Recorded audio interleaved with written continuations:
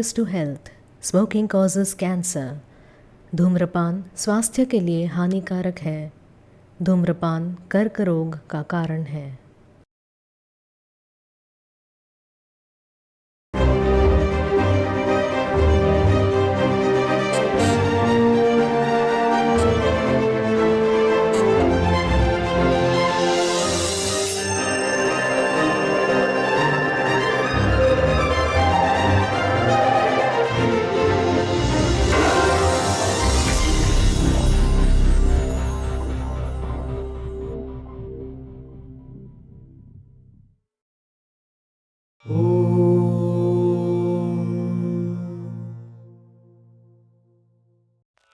মাঝে মাঝে তব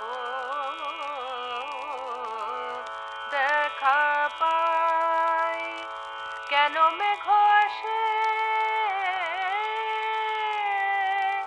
এ হৃদয় আকাশে, তোমারে দেখিতে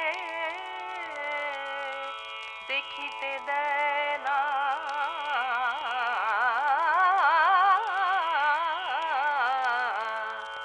মাঝে মাঝে তব দেখা পাই।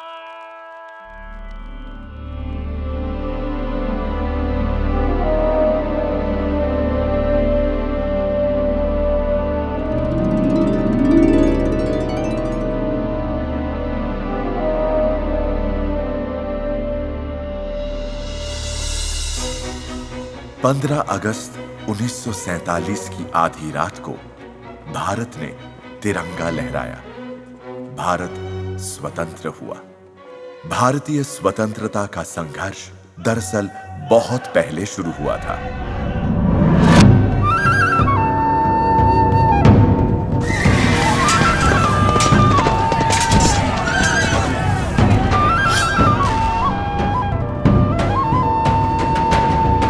टोक्यो से हुए रेडियो प्रसारण में आजाद हिंद फौज, इंडियन नेशनल आर्मी के संस्थापकों में से एक रास बिहारी बोस ने घोषणा की थी। यह उनके नाम एक सलामी है जिनकी प्रेरक पुकार पर भारतीय राष्ट्रवाद का जन्म हुआ। भारतीय राष्ट्रवाद के उन महात्माओं में सबसे पहला नाम श्री औरोबिंदो का है। श्री औरोबिंदो, आपको मेरा नमन। वंदे मातरम। आखिर में मैं खुदा से दुआ मांगता हूँ कि वो हमारी फौज को आशीर्वाद दे और आने वाली लड़ाई में पूरी पूरी फतेह बख्शे। जब वे कलकत्ता प्रेसिडेंसी कॉलेज में पढ़ रहे थे, उस दौरान सुभाष चंद्र बोस श्री औरोबिंदो से बहुत प्रेरित रहे। वे लिखते हैं, आज औरोबिंदो घोष बंगाल में सबसे जाने माने और लोकप्रिय नेता हैं, आजादी के एक निडर समर्थक। इनकी साधना और इनकी राजनीति ने मिलकर इनमें एक निराली, एक अनजानी सी आभा जगाई है, जिसने इनके व्यक्तित्व को और भी आकर्षक बना दिया है। घोष मेरे आध्यात्मिक गुरु हैं। उन्हें व उनके उद्देश्य को मेरा तन मन अर्पित है। जब श्री औरोबिंदो खुलेआम स्वतंत्रता संग्राम का हिस्सा बन गए, तब उन्होंने बंगाल नेशनल कॉलेज के विद्यार्थियों से बात की, और जिस कॉलेज में वे संस्थापक प्रिंसिपल रह चुके थे। इन विद्यार्थियों को उनका संदेश दरअसल पूरे भारत के युवाओं को एक अमर संदेश है। अब वो समय आ गया है जब हमारी मातृभूमि की सेवा से ज्यादा हमारे लिए कुछ नहीं है। यदि तुम पढ़ रहे हो तो इसलिए पढ़ो कि स्वयं को तन मन धन से उसकी सेवा के लिए तैयार कर सको। यदि आजीविका कमा रहे हो तो इसलिए कमाओ कि अपना जीवन उसको अर्पण कर सको। यदि तुम बाहर सुदूर देशों में जाते हो तो इसलिए जाओ कि देश की सेवा कर सको। काम करो तो इसलिए कि वो समृद्ध हो, दुख उठाओ तो इसलिए कि वो खुश हो सके। इस एक सलाह में सभी संदेश, सभी कुछ शामिल है। लंदन टाइम्स में लिखा गया, क्रांतिकारी अखबार वंदे मातरम की स्थापना में इनका बड़ा हाथ था। इन्हें देशद्रोह आरोप में गिरफ्तार किया गया और मुकदमे के लिए अलीपुर जेल में हिरासत में रखा गया। इनके विरुद्ध मुकदमे की कार्यवाही 1 साल तक चलती रही। इस समय में अपने जीवन उद्देश्य के बारे में इनकी सोच में बहुत निर्णायक बदलाव आया। नोबेल पुरस्कार विजेता रविंद्रनाथ टैगोर ने श्री औरोबिंदो को नमन किया। অরবিন্দ রবীন্দ্রের লহ নমস্কার। হে বন্ধু, হে দেশ বন্ধু, স্বদেশ আত্মার বাণী মূর্তি তুমি। তোমা লাগি নহে মান, নহে ধন, নহে সুখ, কোনো ক্ষুদ্র দান চাহ নাই, কোনো ক্ষুদ্র কৃপা। ভিক্ষা লাগি বাড়াওনি আতুর অঞ্জলি। আছো জাগি পরিপূর্ণতার তরে সর্ববাধাহীন।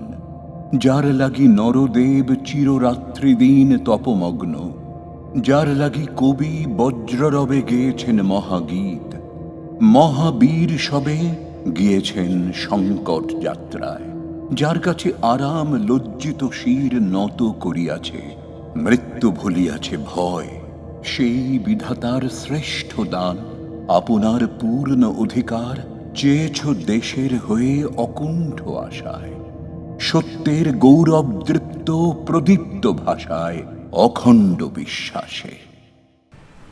मुजफ्फरपुर, यहाँ यूरोपियन क्लब था। 30 अप्रैल 1908 को यहाँ एक बहुत बड़ा धमाका हुआ। जिन्होंने बम फेंका था उनका निशाना अचूक था, मगर टारगेट पहचानने में गलती थी।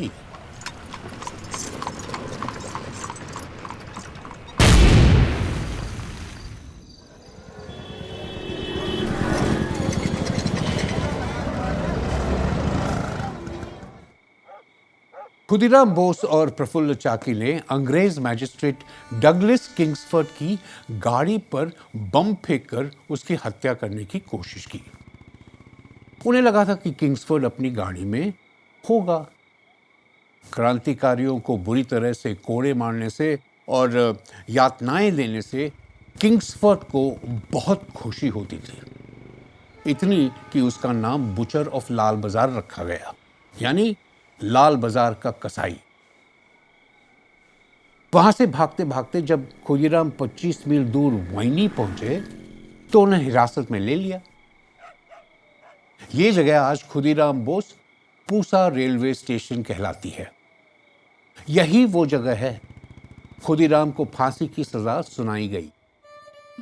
ये सधे कदमों से फांसी तख्ते पर पहुंचे और जब इनके सर पर काली नकाब पहनाई गई तब भी मुस्कुराते रहे।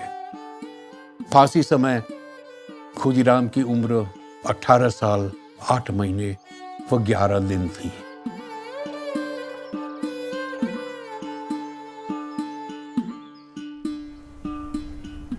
ये मुकामा की घटना है। इससे पहले कि इन्हें गिरफ्तार किया जा सके, प्रफुल्ल चाकी ने खुद को गोली मार ली।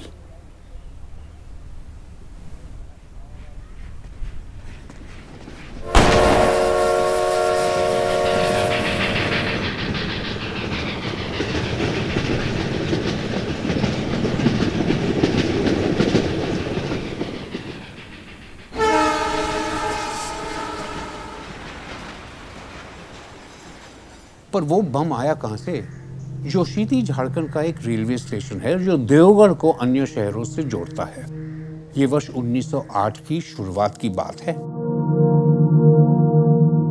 श्री औरोबिंदो दे के छोटे भाई बारेंद्र कुमार घोष और उनके साथी उलाशकर दत्तो, प्रफुल्ल कुमार चक्रवर्ती, विभूति भूषण सरकार और नलिनीकांत गुप्ता, ये सभी क्रांतिकारी बम बनाने की तैयारियां कर रहे थे। एक दिन भारी दोपहर में ये पांचों बम को आजमाने के लिए निकट की दिघड़िया पहाड़ी पर चढ़ गए। बम फटा जरूर, पर उसका एक कतरा प्रफुल्ल चक्रवर्ती को जा लगा और उनकी वहीं मृत्यु हो गई। अचानक अफरा तफरी मच गई और इस सब गतिविधि के बीच एक व्यक्ति केंद्र बनकर उभरता है, बारेंद्र कुमार घोष। आज मैं उस पवित्र स्थान पर खड़ा हूं।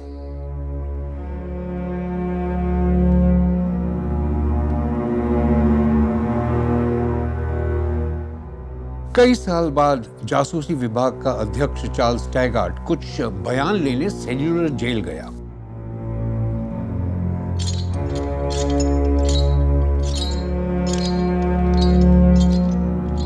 उसकी रिपोर्ट ने पुष्टि की कि इस क्रांतिकारी आंदोलन की योजना किसी बोडो कर्ता या चीफ कमांडर ने बनाई थी। यह मानने के कई कारण हैं कि बोडो कर्ता और कोई नहीं बल्कि बालेंद्र के सेजदा उनके बड़े भाई अरबिंदो घोष ही थे।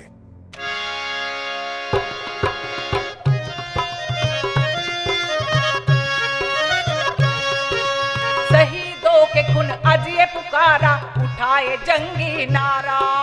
शहीदों के खून अजिए पुकारा, उठाए जंगी नारा। डर के मारे चौक उठा लो अंग्रेजी सरकार। डर के मारे चौक उठा अंग्रेजी सरकार। तो 2 मई 1908 सन सुबह 5:30 पुलिस सुपरडिटेंडेंट साहब मोरलो छप्पा के घर लेकर हाथ में सरज वारंट ढूंढ लो घर दफ्तार। लेकर हाथ में सरज वारंट ढूंढ लो घर दफ्तार। सरज के नाम पे देखो बबुआ का हो खेला, ई का हो खेला। जैसन कमल बान में बौरा हाथी मचैला अपना खेला। जैसन कमल बान में बौरा हाथी मचैले अपना खेला।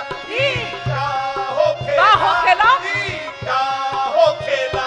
पूछो सबूत ना मिलो खास, बगैर चिट्ठी अखबार कागजात और किताब।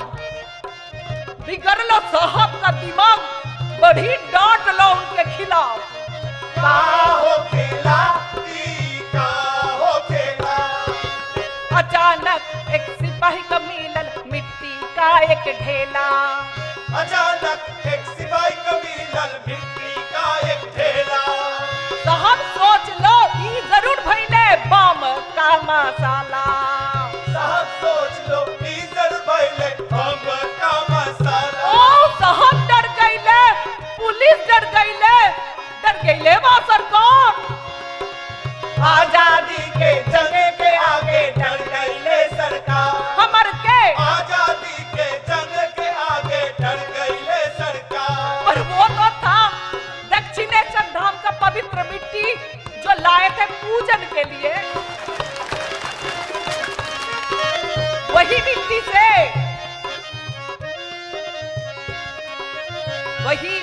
से अंग्रेज डर गई लेवा। का हो खेला, ई का हो खेला। डर के मारे चीखे ट्रेगो, ओकरा के कमर पे लगाओ रस्सी और ले चलो लाल बाजार।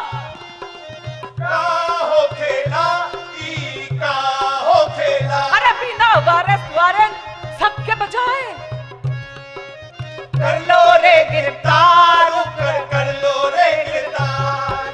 कर लो रे गिरफ्तार, कर लो रे फिर गिरफ्तार। तक कमिश्नर हॉलिडे साहब हुक्म कर लो, ओकरा के अभी भर दो जेल। कोई न मिलब उनसे, बात न करब, भेजो सल्टन से। अंग्रेजी कानून वही करल, ओकर भेजल जेल। अंग्रेजी कानून वही करल, ओकर भेजल जेल। आलीपुर के सल्टरी सेल भैया सालीटारी सेल। आलीपुर के सलिटरी सेल भैया सालीटारी सेल। आलीपुर के सलिटरी सेल भैया सालीटारी सेल। 5 मई 1908 को अरविंद घोष को अलीपुर जेल के एकांत कारावास में डाल दिया गया। कारावास की ये कोठरियां कैदियों का साहस तोड़ने के लिए बनी थी। एक तरह से ये इंसान को तोड़कर रख देती थी। अगर ये दीवारें बोल पाती ना तो तुम उनको सुन पाते। मेरी काल कोठरी 9 फुट लंबी व 5 फुट चौड़ी थी। उसमें कोई खिड़की या रोशनदान नहीं था। सामने मोटी मोटी लोहे की सलाखें थी। यह पिंजरा मेरा नियुक्त ठिकाना था। आंगन में एक थाली व एक कटोरा सजा था। अगर कोई थाली की सतह पर जरा जोर से उंगली रगड़े तो वो अरबी दरवेशों की तरह गोल गोल घूमने लगती और घूमते घूमते वो जेल अधिकारियों का दिया बेमिसाल खाना भी ले उड़ती। पर थाली से ज्यादा काम का मेरा प्यारा कटोरा था, जो सब जगह सभी कामों में इस्तेमाल होता था। उसी से हम हाथ मुंह धोते, बाद में उसी कटोरे में गरारे कर लेते, उसी से नहाते व दिन में उसी में दाल या सब्जी का पानी लेते, उसी में से पानी पीते और कुल्ला करते। ऐसी बहुमुखी बहुमूल्य चीजें बस किसी ब्रिटिश जेल में ही मिल सकती थी। जब भी तेज हवाओं के तांडव से बादल जोर से गरजते या बरसते, मेरी तंग कोठरी में मानो छोटी सी बाढ़ आ जाती। उसके बाद फिर अपना गीला कंबल लेकर एक कोने में दुबक कर बैठे रहने के सिवा कोई चारा ना रहता। सिर्फ शौच के पास वाली जगह ही सूखी रहती थी, मगर वहां कंबल रखने का मन ना करता। यही वो कोठरी है। मुझे अपनी घृणा को काबू में रखने का एक अनचाहा सबक मिल गया, बल्कि शौच की पूरी प्रक्रिया ही आत्मसंयम की कला सिखाने के लिए थी। कोल्टा लगी 2 टोकरियां कोठरी में ही रखी जाती। जमादार उन्हें सुबह या दोपहर में साफ कर देता, लेकिन अगर किसी को और किसी समय शौचघर की जरूरत पड़ती तो उस दुर्गंध को बर्दाश्त करना अपने आप में एक बहुत कड़ी तपस्या थी। अंग्रेज प्रशासन बहुत चिंता में था और घबराया हुआ था। बंगाल के lieutenant governor sir Andrew Fraser ने Bharat governor general lord Minto को श्री औरोबिंदो के बारे में लिखा। वो दिमागी रूप से कुछ ठीक नहीं है, वो लीडर है, सभी उसे मानते हैं। उसने खुद को किसी अनछुए चौकन्ने जनरल की तरह दुश्मन की नजरों से बचाकर रखा हुआ है। जीवन के हर दायरे से लोग श्री औरोबिंदो की रक्षा के लिए धन जुटाने एक साथ आगे आए। ऐसा नहीं लगता कि इस साल में यह अलीपुर बम केस खत्म होगा। इससे अभियोजक मिस्टर नॉर्टन के तो मजे रहेंगे, क्योंकि उन्हें तो हर रोज के 1000 रुपये मिलते रहेंगे। 18 जुलाई 1908 के अंक में बसुमती ने छापा, बंगालियों, अगर तुम में जिगर है तो औरोबिंदो की मदद को आगे आओ। श्रीमती स्वर्ण कुमारी देवी ने 100 रुपये दिए हैं। योगदान करने वालों में एक अंधा भिखारी भी है और स्कूल का एक गरीब बच्चा भी। वह बच्चा हर रोज अपने दोपहर के खाने पर 2 पैसे खर्चता था, पर अब वह अपनी जरूरत पूरी करने की जगह यह रकम औरोबिंदो डिफेंस फंड में डालता रहा है। सेशंस कोर्ट का मुकदमा 20 अक्टूबर 1908 को शुरू हुआ। जब उन्हें एकांतवास से घसीटकर बाहर संसार के शोर में ले जाया गया तो पहले तो उनका मन बहुत व्याकुल हुआ। उन्होंने लिखा, सुनिए। यूरोपीय हवलदारों की एक छोटी सी पलटन भरी बंदूकें लेकर हमारे साथ साथ चलती। जब हम टांगे में चढ़ने लगते तब ये बंदूकधारी सिपाही पहरा देते व कुछ दूर तक गाड़ी के पीछे पीछे चलते। यही रस्म गाड़ी से उतरते समय भी पूरी की जाती। बीचक्रॉफ्ट आश्चर्य। All right. Vande Mataram, Vande Mataram, Vande Mataram, Vande Mataram. Silence, silence please.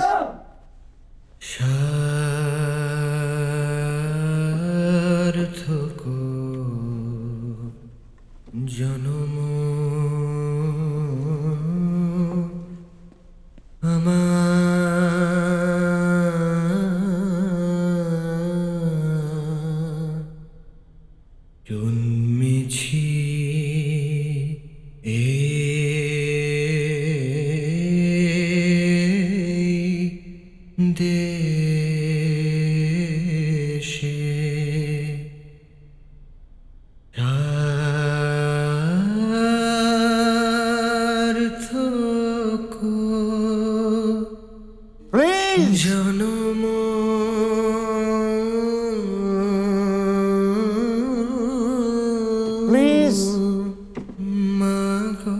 Please! Thank you. In the case of the Emperor versus Aurobindo Ghosh and Associates, the counsel for the prosecution, Mr. Yardley Norton, may now make his remarks. Your Honor, this case is as clear as crystal. I invite reference to exhibit number 295, otherwise known as the Sweets letter. In this letter, Baron Ghosh writes to the main conspirator of the entire affair, Mr. Aurobindo Ghosh, where he clearly states, "Dear brother, now is the time. Please try to make arrangements so that we can all meet at our conference. We must have sweets, ready-made for emergency. I wait here for your answer." Sweets, Your Honor, is a mere euphemism for bombs. Another principal accused, Hemchandra, is the man who has put together all these coded messages. He is the one who has learnt the formula for making these bombs. Baron Ghosh, in seeking the advice of Aurobindo Ghosh, has proved without any element of doubt that Aurobindo Ghosh was the main conspirator, the mastermind behind this entire operation to assassinate Mr. Kingsford. Your Honor, the extremists were so elated that they didn't know what to say. But before going into that, I would like to place on record exhibit number 239. This, under the heading Marriage Expenditure, has an item RIV, $52. It's a code name, Your Honor, for revolver. There is another item listed in the same section which says bridegroom. And this, Your Honor, was actually the victim, Mr. Kingsford. I would like to remind Your Honor that these extremists are so elated with what they think has been a wonderful victory that they want this spread throughout the land, and they want the same action perpetrated throughout the country. How can we ever allow something like that?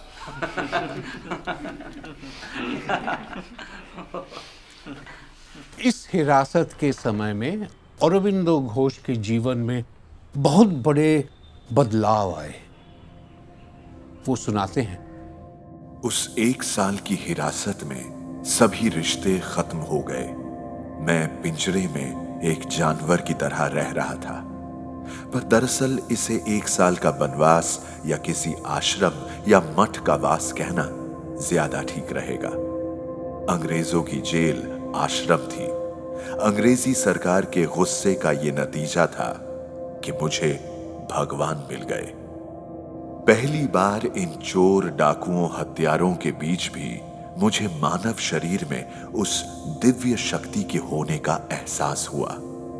जब मैं संसार की गतिविधियों में लौटा तो वो पुराना जाना पहचाना औरोबिंदो घोष नहीं था, बल्कि वो कोई नया जीव था, एक नया चरित्र, नई समझ, नया जीवन, नया मन, एक ऐसे नए रास्ते पर कदम रख रहा था जो अलीपुर आश्रम से शुरू होता था।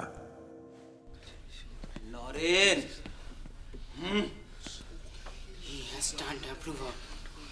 Vishwasghatak. We continue our hearing of our case, the Emperor versus Aurobindo Ghosh and Associates. Mr. Norton, you may begin your questioning of the witness for the prosecution. Please answer in the affirmative or the negative. That is, ha or na. Do you understand? Huh. Do you have any information about the criminal activities of Aurobindo Ghosh to give this court?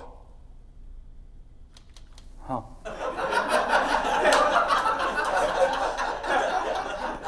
Would you say that Aurobindo Ghosh is the mastermind behind the dacoities that have happened in recent times perpetrated by the revolutionaries? Huh. কি বলছে এসব মিথ্যা কথা চালান ঘাতক Silence! Silence! Please do not disrupt the proceedings. Counsel, please continue. Is Aurobindo Ghosh the person referred to as Bara Karta?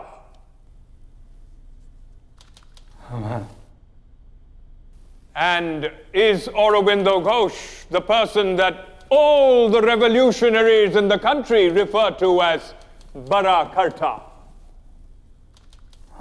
কি বলছে এসব মিথ্যে মিথ্যা কথা চালান বিশ্বাসঘাতক মিথ্যাবাদী Please!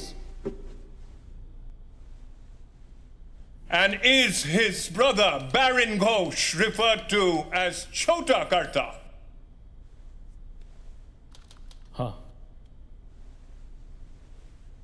Your Honor, I would like to inform you that Aurobindo Ghosh is treated with the reverence of a king wherever he goes. In fact, he's regarded not merely as the leader of Bengal, but as the leader of the entire country.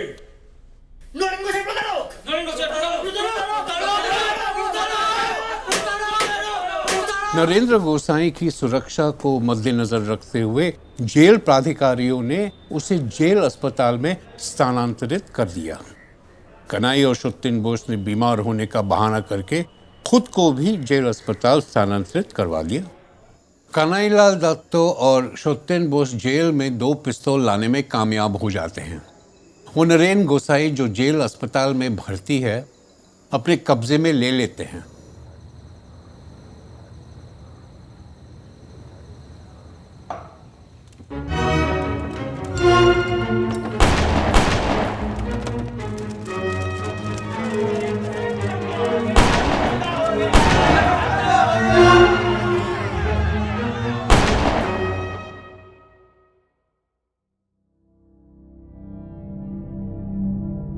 Kanai व सत्येन को मौत की सजा दी गई। कनाई को 10 नवंबर 1908 की सुबह फांसी दी गई। चश्मदीद गवाहों की रपट के अनुसार वह अपने अंतिम दिनों में शांत व स्थिर रहा। फांसी वाली रात को वह गहरी नींद सोया। सुबह 4 बजे उठकर उसने अपना स्नान आदि व पूजा पूरे किए। फिर उसने गीता व भागवतम में से पाठ किया। सुबह 6 बजे वह तेज और सधे कदमों से सूली तक गया और जब उसके गले में फंदा डाला गया वह सीधा और निर्भीक खड़ा रहा।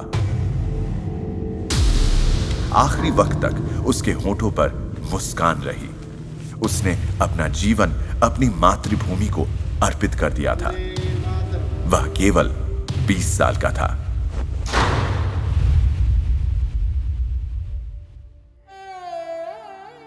It is said that he objected to the hangman adjusting the neck rope and put it on himself with wonderful calmness and fortitude.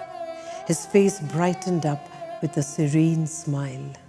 एक अंग्रेज जिसने यह फांसी होते हुए देखा था, उसने बाद में बरीन से पूछा था, इसके जैसे और कितने हैं तुम्हारे साथ?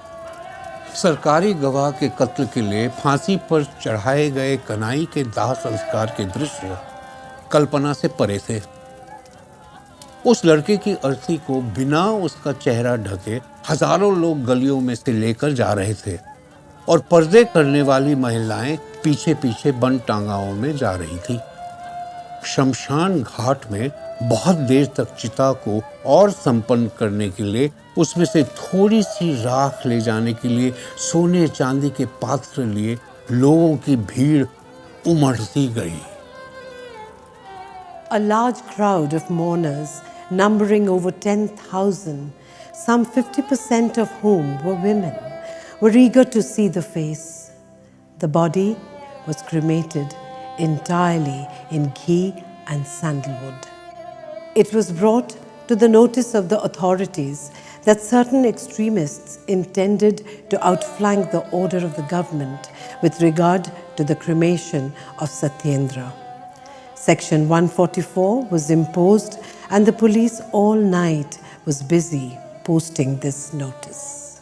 श्री अरबिंदो की जिंदगी और जेल में उनकी हिरासत के दो अलग अलग पहलू थे। एक तो सबके सामने था और दूसरा सिर्फ श्री अरबिंदो को पता था।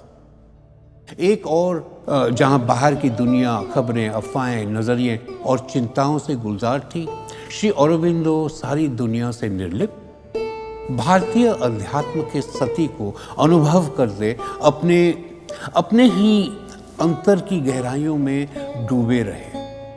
उन्हें इस एक घटना में भगवान के कई उद्देश्य सरते दिखे। उन्होंने जाना कि योग से मानवीय कमजोरियों पर काबू पाया जा सकता है। अनेक वर्षों का एकांतवास भी मन की स्थिरता और उस मंगलमय शक्ति पर हमारी श्रद्धा को कम नहीं कर सकता। श्री अरबिंदो याद करते हैं, जब वो जेल में ध्यान कर रहे थे तब स्वामी विवेकानंद उनके पास आए। 15 दिन तक मुझे लगातार विवेकानंद की आवाज ये कहती हुई सुनाई देती रही। उस आवाज ने आध्यात्मिक अनुभव के एक महत्वपूर्ण पड़ाव का जिक्र किया। मुझे विवेकानंद की उपस्थिति महसूस हुई। वे मुझे एक उच्च चैतन्य, सत्य चैतन्य की गतिविधि के बारे में बताते रहे। एक बार स्वामी विवेकानंद ने घोषणा की थी, दुनिया का इतिहास दरअसल उन कुछ लोगों का इतिहास है जिन्हें खुद में विश्वास था। उपनिषद का केवल एक शब्द जो जनमानस के अज्ञान पर बिजली की तरह कौंधा है, वो है निडरता। श्री अरबिंदो पूरी तरह से निर्भीक हो चुके थे। Mr. Norton, you may proceed. The prosecution would like to place as evidence the personal letters of Aurobindo Ghosh to his wife Mrinalini. In these letters, he talks about madness. He is not a normal person. I present Exhibit 299 by 9. In this personal letter from Aurobindo Ghosh to Mrinalini, he talks about his madnesses. पहला ये कि मुझे पूरा विश्वास है कि ईश्वर ने जो भी उपलब्धियां, समझ, शिक्षा, ज्ञान या धन मुझे दिया है, वो सब उसका है। मेरा दूसरा पागलपन, चाहे जैसे भी हो, पर मुझे ईश्वर का प्रत्यक्ष दर्शन पाना ही है। मेरा तीसरा पागलपन, जहां और लोग अपने देश को सिर्फ एक धरती का टुकड़ा या कुछ मैदान और खेत, जंगल, पहाड़ मानते हैं, मेरे लिए मेरा देश मेरी माँ है। मैं उसकी पूजा करता हूं, मैं उस पर जान देता हूं। ये कोई नई भावना नहीं है, ये आज की भी नहीं है। ये जन्म से ही मेरे साथ है, मेरे अंग प्रत्यंग में बसती है। भगवान ने मुझे धरती पर भेजा ही इस महान कार्य को पूरा करने के लिए है। जेल की चार दीवारी में बंद श्री अरबिंदो को ईश्वर की सर्वव्यापकता का अनुभव हुआ और उन्होंने पाया कि श्रद्धा व आत्मसमर्पण ही पूर्णता के रास्ते हैं। इन 12 महीनों के अनुभव के कारण जब मैं दुनिया के कामों में लौटा तो 10 गुना उम्मीद के साथ, भारत की महानता की और अधिक समझ के साथ, मानव चरित्र के लिए दुगने सम्मान के साथ और मातृभूमि व मानव जाति के मंगल व भावी प्रगति की आशा व विश्वास के साथ लौटा हूं। फिर कुछ ऐसा हुआ जिसकी मैंने कभी उम्मीद नहीं की थी।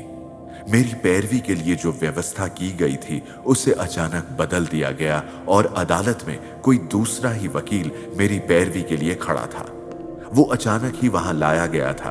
वो मेरा मित्र था, पर मुझे पता नहीं था कि वो आ रहा है। आप सब ने उस व्यक्ति का नाम सुना है जिसने सब कुछ त्याग कर, हर विचार त्याग कर, यहां तक कि उसने अपनी वकालत तक छोड़ दी, अपनी सेहत तक खराब कर ली और कई महीनों तक आधी आधी रात तक बैठकर मेरी पैरवी का केस तैयार किया। श्रीजुत Chittaranjan Das. Mr. Das, you may begin your concluding remarks. Thank you, sir. May I, Your Honor, sum up my arguments? I would like to quote from a statement made by Sri Aurobindo Ghosh. If to aspire to independence or to preach freedom for one's country is a crime, then I am a criminal and let me be punished. There is nothing in the prosecution's arguments nor any evidence to establish that my respected client, Sri Aurobindo Ghosh, was in any way involved in the Muzaffarpur bombing incident. Nor is there anything that points to his being a principal conspirator or a mentor to those who have been labeled as extremists. The so-called incriminating letter is a forgery manufactured by the prosecution and the police. My appeal to you, Your Honor, is that a man like this, who has such offenses imputed to him, stands not just before the bar of this court, but that he stands before the High Court of history. Long after this controversy is hushed in silence, long after all this turmoil and agitation has ceased, long after he is dead and gone, he will be remembered as a poet of patriotism, as the prophet of nationalism, and a lover of humanity. The time has come for you, sir, to consider your judgment, and for you, gentlemen, to consider your verdict. यही वो अदालत का कक्ष है। ये उस समय का एक बहुत बड़ा मुकदमा था। करीब 400 से अधिक दस्तावेज और 300 से ज्यादा सबूत, बम, पिस्तौल आदि पेश किए गए और अभियोग पक्ष ने 200 से ज्यादा गवाहों के बयान लिए। মনে হচ্ছে পিচক্রফট আজ জাজমেন্ট দেবেন। হ্যাঁ, দেখা যাক।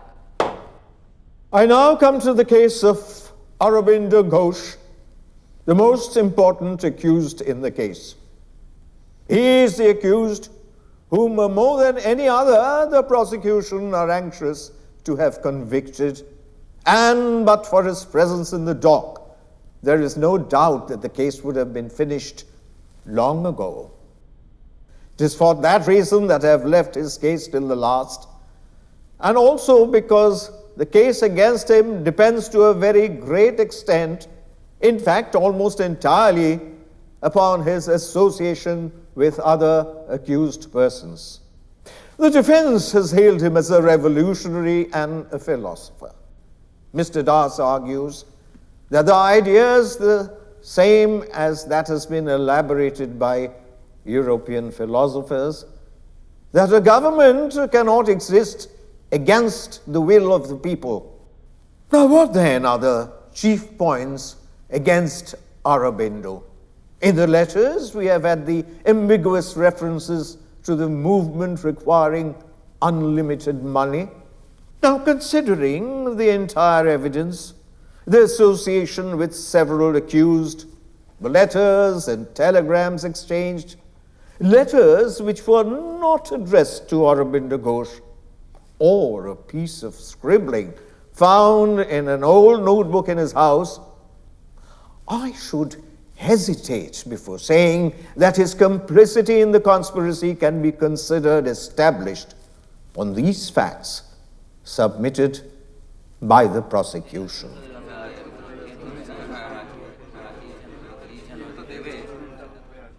In his favor, we have the fact that he has in the columns of the Bande Materam deprecated violence. Now the point is whether his writings and speeches, which in themselves seem to advocate nothing more than the regeneration of his country, taken with the facts proved against him in this case, are sufficient to show that he was a member of the conspiracy. And taking all the evidence together, I am of opinion that it falls short of such proof as would justify me in finding him guilty of so serious a crime.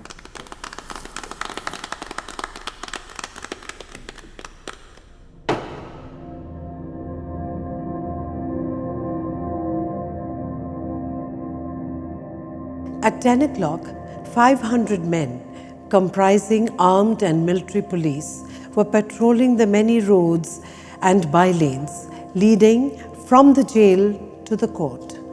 Within half a mile radius of the court, the roads were practically impassable. Shri Aurobindo ने अमृता बाजार पत्रिका में छपे एक पत्र के जरिए उन सब का आभार प्रकट किया जो उनके साथ खड़े रहे थे और जिन्होंने उनकी रिहाई के लिए काम किया था। मैं अपनी रिहाई का श्रेय हमारी उस दिव्य शक्ति माँ की सुरक्षा को देता हूँ जो कभी मुझसे दूर नहीं हुई, जिन्होंने हमेशा अपनी बाहों में संभालकर मुझे दुख और तकलीफ से सुरक्षित रखा है। अपने देश के प्रति प्रेम ने मुझे खतरे में डाला और अपने देशवासियों के प्रति प्रेम ने मुझे उसमें से सुरक्षित निकाल लिया।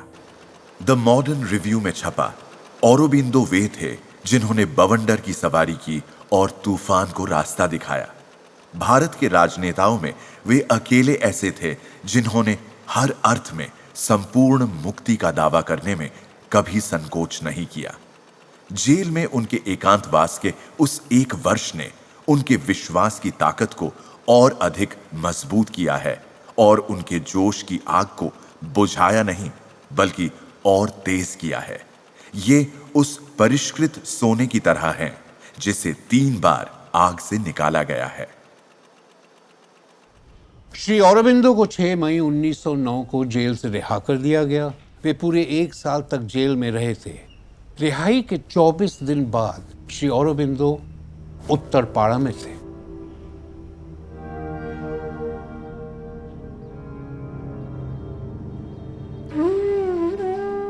यहां उन्होंने जेल में अपने आंतरिक आध्यात्मिक जागरण और अनुभव को साझा किया। जब मुझे तुमसे बात करने को कहा गया तब मेरा इरादा केवल कुछ शब्द कहने का था। मुझे नहीं पता कि मैं वो इरादा पूरा करूंगा या नहीं। मुझे पूरे देश से बात करनी है। जब मैं जेल गया था तब तमाम देश वंदे मातरम के नारों से गूंज रहा था। जेल में मेरे अंदर से एक आवाज आई, रुको और देखो। फिर उसने मेरे हाथों में गीता रख दी।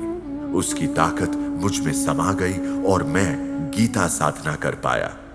मुझे वो सिर्फ दिमागी तौर पर नहीं समझनी थी बल्कि वो पाना था जो श्री कृष्ण ने अर्जुन से मांगा था और जो वे उन सभी से मांगते हैं जो उनका काम करना चाहते हैं।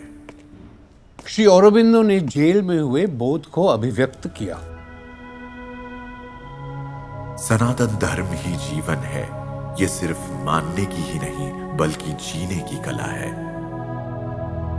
मैंने जेल की तरफ देखा जिसने मुझे और लोगों से अलग किया हुआ था और मैंने पाया कि मैं उसकी ऊंची दीवारों में बंद नहीं था। स्वयं वासुदेव ने मुझे घेरा हुआ था। मैं अपनी कोठरी के आगे लगे पेड़ की शाखाओं के नीचे चल रहा था मगर वो पेड़ नहीं था।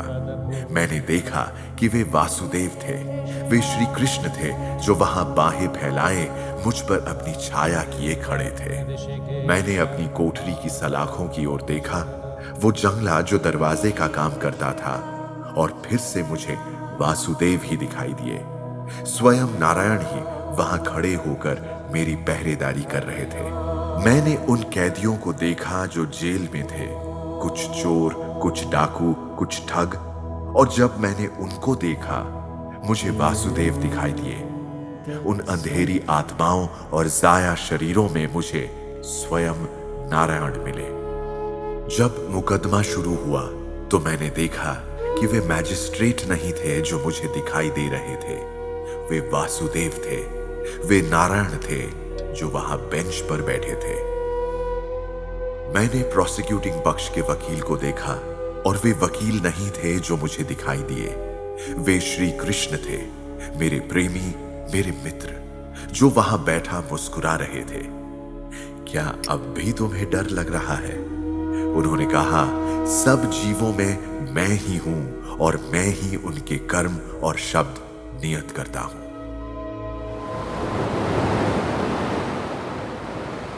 जब कृष्ण उनके साथ थे तो डर के लिए कहां जगह रही? नहीं तो जब मौत सामने खड़ी हो तो वो ऐसी कविता कैसे लिख पाते?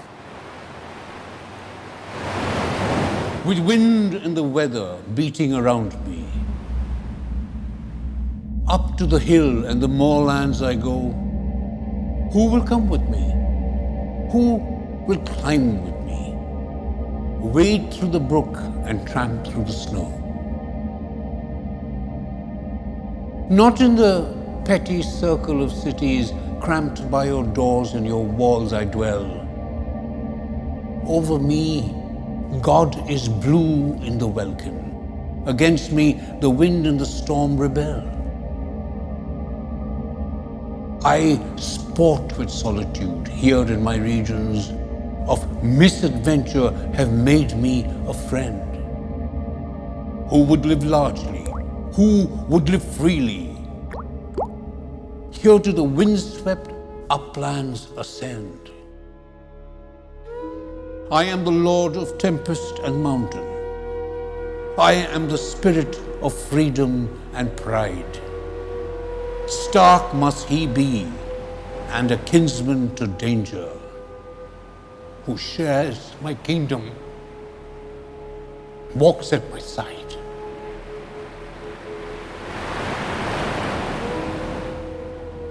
ब्रिटिश सरकार दुविधा में थी।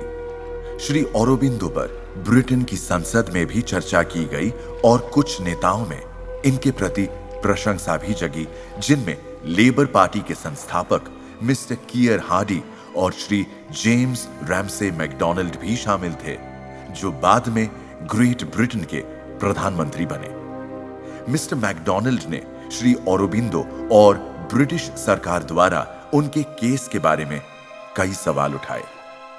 भारत के वाइसरॉय और गवर्नर जनरल लॉर्ड मिंटो तथा भारत के राज्य सचिव लॉर्ड मॉडले के बीच चिट्ठियों का आदान प्रदान इस बात का प्रमाण है।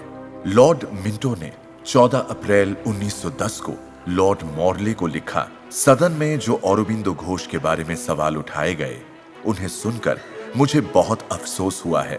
आज की तारीख में वह सबसे खतरनाक आदमी है और छात्र वर्ग पर उसका बहुत प्रभाव है।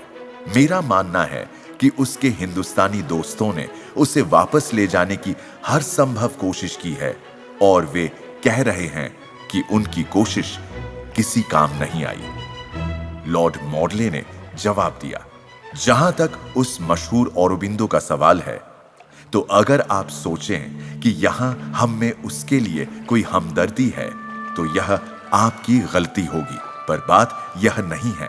बात यह है कि मेरे ख्याल से उसके खिलाफ कार्यवाही करना तो पॉलिसी की तरफ से ही बहुत बड़ी बेवकूफी थी। ब्रिटिश सरकार बहुत परेशान हो चुकी थी। श्री औरोबिंदो को मुजरिम न पाकर कोर्ट ने रिहा कर दिया था और अब वे मिल ही नहीं रहे थे, वे गायब हो गए थे। लॉर्ड मिंटो ने लॉर्ड मॉडले को लिखा और इस दौरान औरोबिंदो पौंडीचेरी में है जहां उसने कुछ अनचाहे फ्रांसीसी से ताल्लुक बना ली है, वो शायद वो फ्रांस चला जाए। और ये पूर्णतः परिवर्तित श्री औरोबिंदो वाकई पौंडीचेरी में ही थे।